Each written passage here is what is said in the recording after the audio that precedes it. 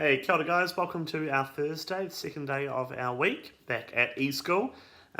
Yesterday seemed to go pretty well for the vast majority of you, which was awesome. I got the vast majority of the class on Zoom, and the few that I didn't get, I've sent out some emails, so I'm hoping to see you guys today on Zoom. If you're having any trouble, I know that Memphis was having a bit of an issue the other day, and Bodhi didn't have his working microphone, so if you're having any issues, make sure you talk to your parents first and foremost. If it's just not working, try another device. Your parents might be able to lend you an iPad or their smartphone just for that half an hour each day. If it isn't working on your laptop or whatever it is you're normally working on during your eSchool day. That's the first thing to try. Also make sure you haven't accidentally turned your computer volume all the way down. I think that might have been the problem with one of our kids today. Their volume on their computer was off. So make sure that's all up and running. If you're still having trouble, send me an email. We can try and get it sorted. Okay, so on to Zoom. Remember, we have 3 sessions. One is at 9 o'clock, one is at 10:30, and one is at 11. If you were on yesterday, then it'll be exactly the same today. If you haven't been on Zoom yet, just make sure you talk to your parents, get them to fill in the permission slip that I emailed out, and you'll also get your invite code. Remember, it is also on the Hapara workspace on the column on the right.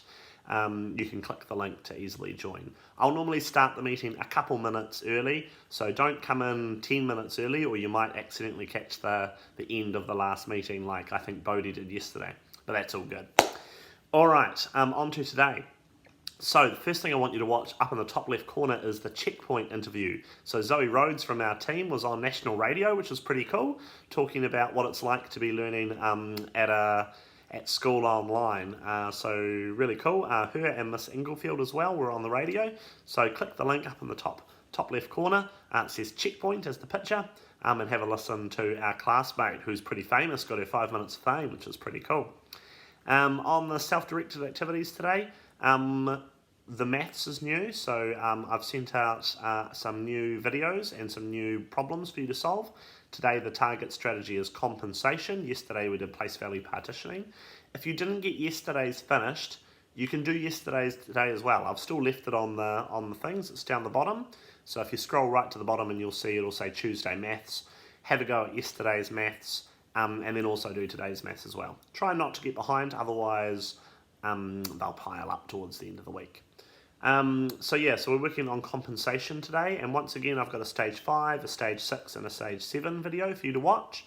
Start with the stage 5. If that's really easy and you breeze through it, have a go at stage 6. If you're still going pretty well and you want to stretch yourself, then try the stage 7 video. Remember, you don't have to do all 3, but definitely do the top one, definitely do stage 5, and most of you, I imagine, should be able to have a good go at stage 6. I know some of you will be tempted to use a different strategy like place value partitioning today rather than using compensation, because for most of you, you find place value partitioning easier than compensation, and I get that, I understand that, but I really want you to practice using compensation because it's like a toolbox. If you're a builder, you need lots of tools in your toolbox to go out and solve maths. When I went to primary school, we learnt one strategy, and it was to write it out. Your parents will be really good at it, I bet you. You write it out, working form, and you carry the 1 and you do it all in the columns, and that's fantastic. It's a good strategy right up until I take your piece of paper away from you, and then it's a bit of a challenge because it's really hard to do that one inside your head, especially when the numbers get quite big. So it's good to have lots of different strategies in our toolbox so that we can use them depending on what kind of problem we're given. Compensation is a really great strategy when we cross 10. If we don't have to cross a 10, place value partitioning is way better. All right, but when we have to cross a 10, best to use compensation for addition with 2 and 3 digit numbers. Have a go at that. You'll notice yesterday, by the way, for those of you who did the maths challenge, the maths task, sorry, I've returned your work to you and I've marked it. So go down to the bottom where the activity was, and you'll see that I've returned your work to you. Go back into it. Check the ones that you got right and check the ones that you got wrong, and any ones that you got wrong, see if you can have another go in order to make them better. I've also commented on all of your definition tasks that you did. So I went through and had a good read of those. My favourite was, I think it was Lennox's, when he was coming up with a definition for fingers. He said they are bones wrapped in skin that you can control with your mind. And I thought that was the greatest definition of fingers that you could possibly come up with. So it was really good. Some of you did really, really well on that. Others of you weren't so specific, and you said like a toaster was a thing that heats bread. Well, it's not really specific enough to be a definition for a toaster, because my oven heats bread. I can heat bread in my microwave. Heck, if I chuck some bread on the fire, it would heat it up. Does that mean a fire and an oven and a microwave are toasters? No, so I really want some specific descriptions. So like a toaster is a machine that you put uncooked bread in, and it crisps the bread and turns it into toast. Okay, so it's a little bit more specific than just saying it warm or heats up bread. Miss Patterson is going to put on some new words for you to do today, so have a look and find those and try the new definitions. And the last one is your history task, which many of you started yesterday. I haven't marked that one. I've returned it all to you so that you can have another go at it today. What I'd like you to do today is choose another of the history events. So there were 4 to choose from. So yesterday you would have chosen 1. Today choose another one and repeat the task, this time with a different history activity. You'll need to copy out the questions a little bit further in the document. Good opportunity for you to use copy and paste there rather than typing them all out one at a time, because there's only one set of the questions on your document.